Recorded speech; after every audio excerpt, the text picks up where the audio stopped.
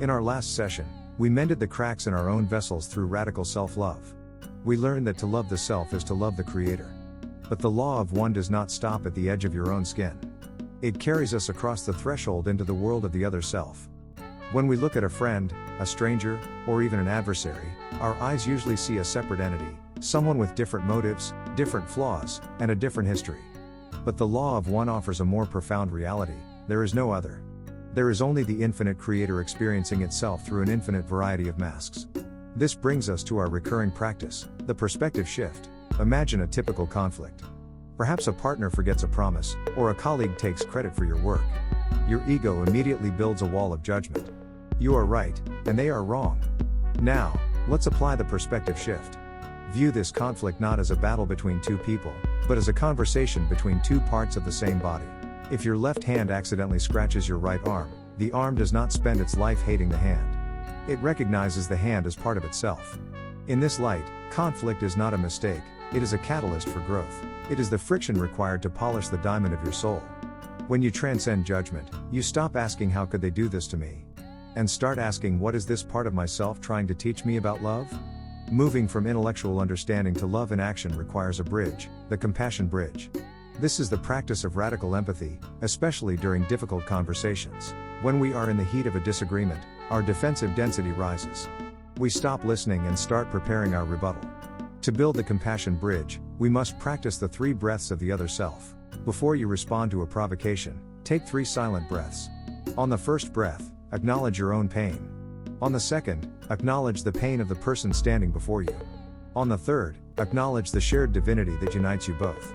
Radical empathy is the realization that if you had lived that person's exact life, carried their traumas, and inherited their genetic makeup, you would likely be making the exact same choices they are making now. This doesn't mean you must agree with their actions, but it does mean you understand the why behind them. Try this during your next difficult conversation. Look past the harsh words. This doesn't mean you must agree with their actions, but it does mean you understand the why behind them.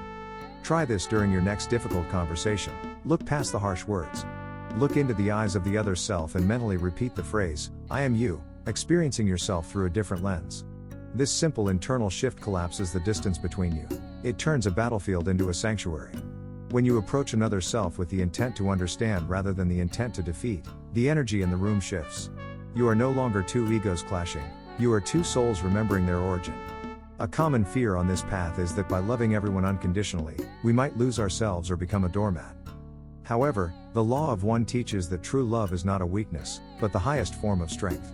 It is the ability to hold space for others without losing your own center. Think of yourself as a lighthouse.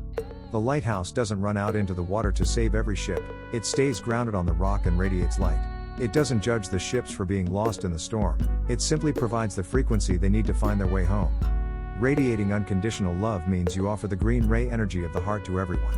Love is not a transaction, it is a state of being. You don't love others because of who they are, you love them because of who you are. If someone is acting out of anger or shadow, you can hold a boundary, you can walk away, you can say no, but you do so without withdrawing your love. You can say, I cannot participate in this behavior, but I still see the Creator within you. This is how we remain responsible co-creators. We take responsibility for the vibration we bring into every interaction. By maintaining your own high frequency, you offer the other self an invitation to rise to meet you. You are not losing yourself in them, you are finding the one in both of you. This week, I invite you to take the Soul Gaze Challenge. It's a simple but transformative exercise. Choose someone in your life, a partner, a child, or even a willing friend. Sit in silence with them for just 60 seconds and look into their eyes. Don't speak. Don't look away, look past the personality, past the memories of your last argument, and look for the spark of the infinite. See the one looking back at you. If you are alone, you can do this in a mirror, or even with a stranger in a crowded space, just a brief, conscious recognition of the other self. When we see the world through the lens of shared identity, conflict loses its grip and compassion becomes our natural response. Every interaction is an opportunity to practice the law of one. Every person you meet is a mirror, showing you a different facet of the divine. Thank you for being part of this collective awakening.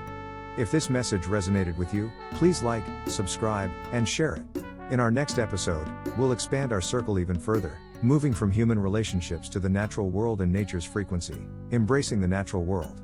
We will learn how to sync our breath with the heartbeat of the earth. I leave you now in the love and the light of the one infinite Creator. Go forth in peace. Adonai.